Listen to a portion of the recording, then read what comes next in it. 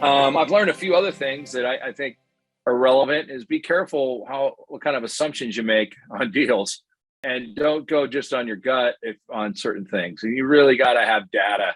Not that we ever have done things just purely on our gut, but sometimes you get in that point of a deal where there's not a right answer. You go with gut. You still got to have data and facts. And one example I'll give you is we bought a note on a building once we just sold it recently. But during COVID, if you would have asked me before COVID, who was the most likely to make sure they pay their rents, I thought it was a small accountant. I thought it was a small attorney. I mean, we knew the credit going in.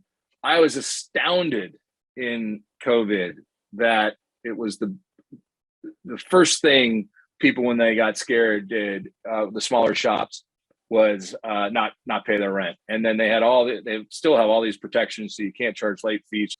So the lesson I learned in all that is when you're looking at credit, it really does matter, does someone have credit or not? Because if they don't have credit, they're probably just going to walk away from things.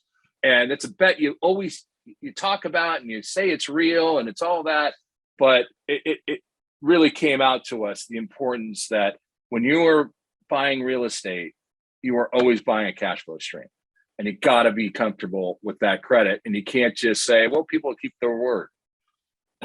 Unfortunately, the world didn't work out that way.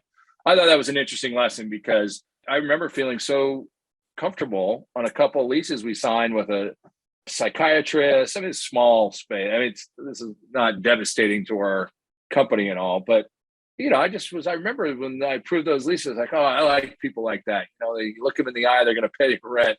It didn't work out that way with COVID.